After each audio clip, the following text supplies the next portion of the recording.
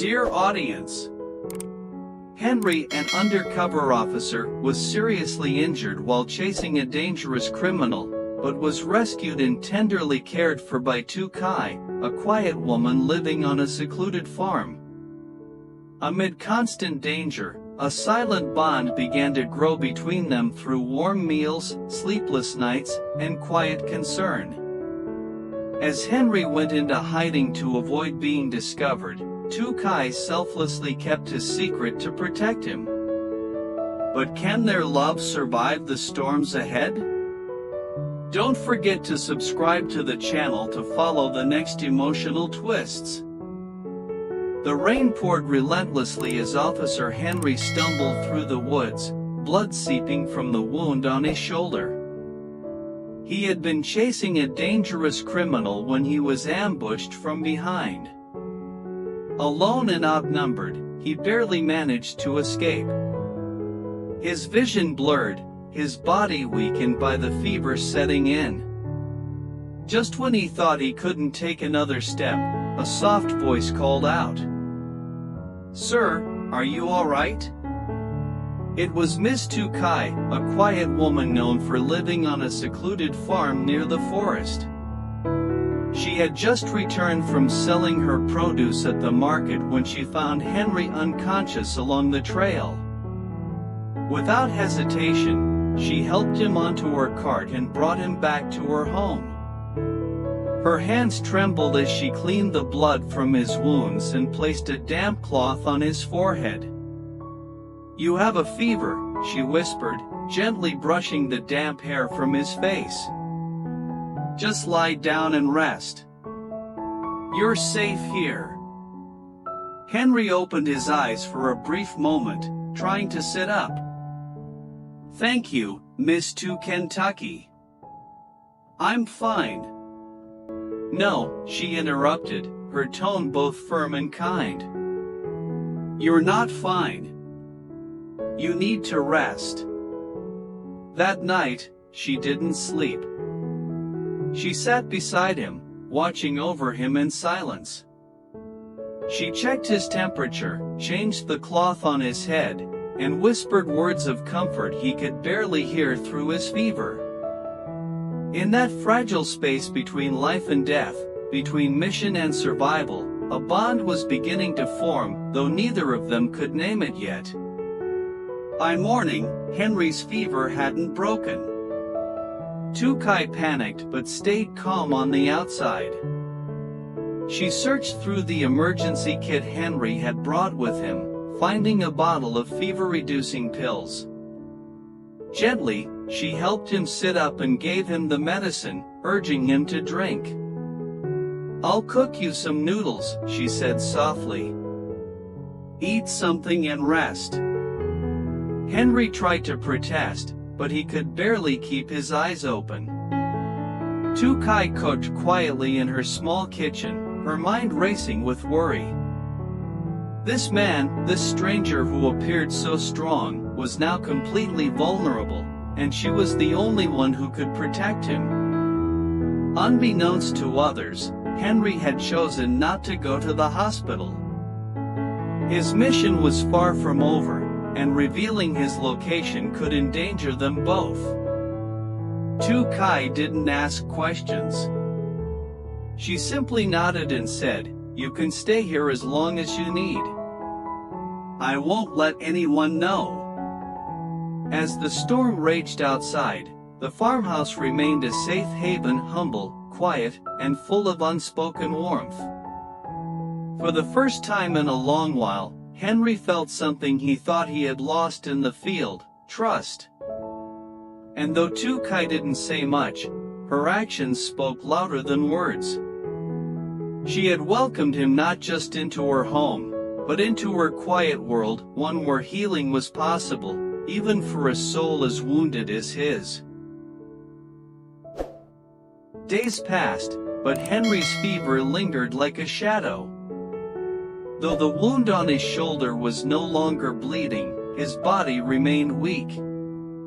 Lytuca never left his side for long. Every morning, she cooked warm meals and brought medicine. Every night, she made sure he was sleeping peacefully before resting herself on a small chair beside his bed. Henry noticed everything. The way she quietly adjusted his blanket. The way she kept the lights dim so he could sleep. The way she never once complained. Her eyes, once unfamiliar, now held a calm that eased his pain. One evening, as Tukai was cooking noodles in the kitchen, Henry called out, his voice hoarse but clear.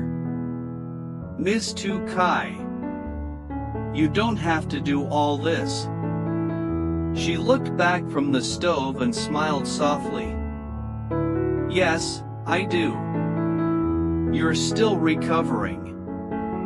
I don't want to be a burden." "You're not," she said simply, then turned back to stirring the pot.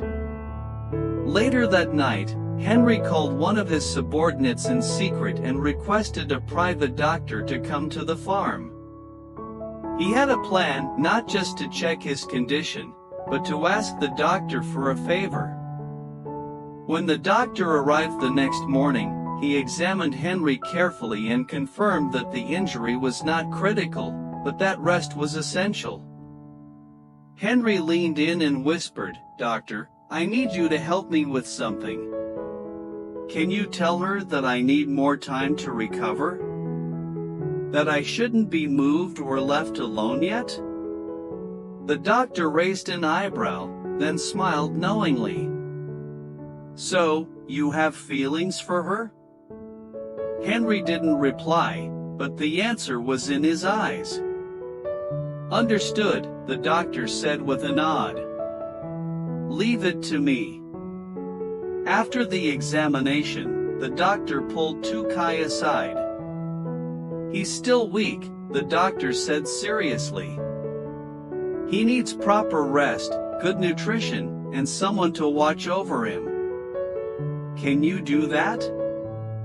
Tukai nodded without hesitation. "I will." She didn't know that Henry had orchestrated the entire conversation.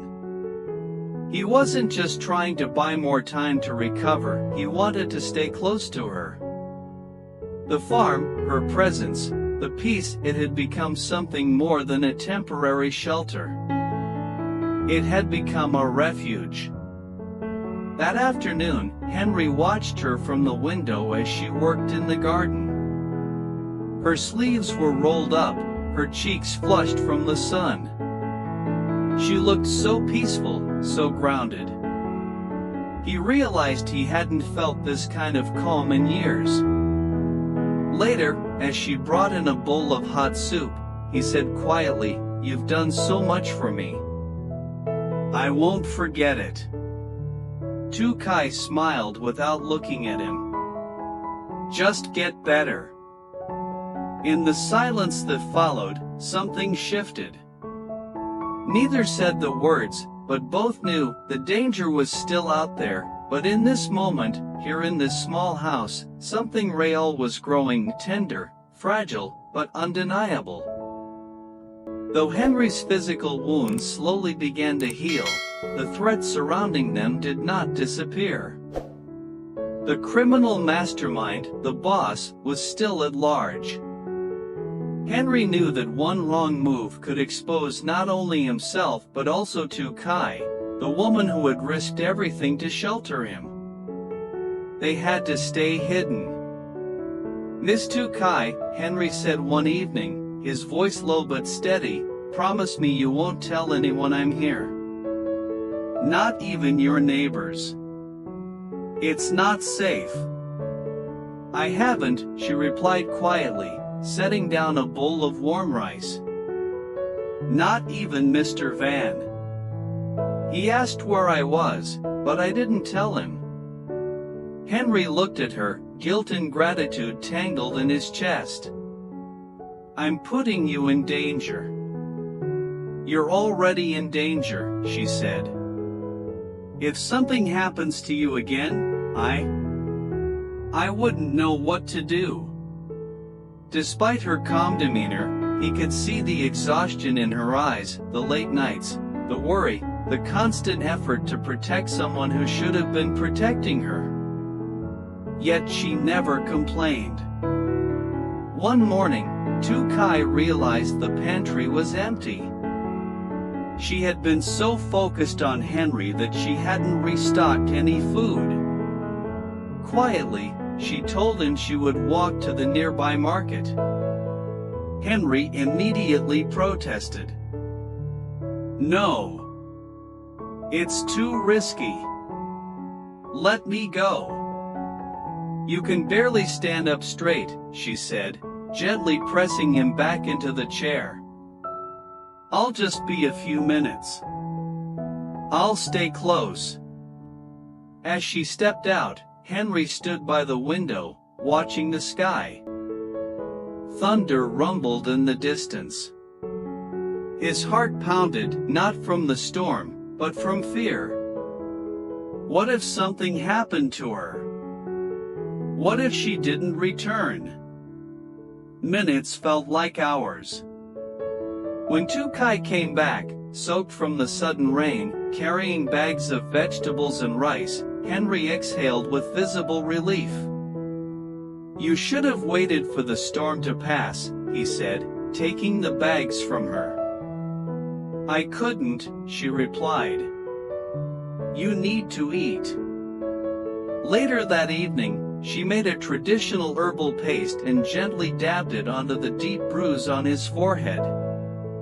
"This is something my grandfather taught me," she said. "It should help." Her fingers were warm and careful, her presence so gentle that Henry closed his eyes, not from pain, but from comfort. "Thank you, Miss Kentucky, for everything."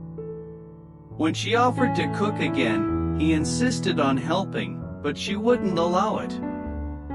"You resting is more helpful to me than anything," she said with a soft laugh.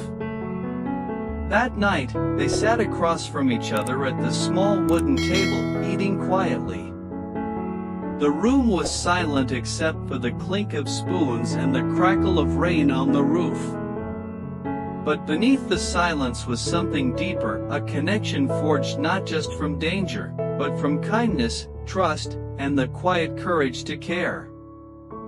As the wind howled outside and the world remained uncertain, one thing was clear inside that tiny farmhouse: they had found something worth protecting, not just themselves, but each other.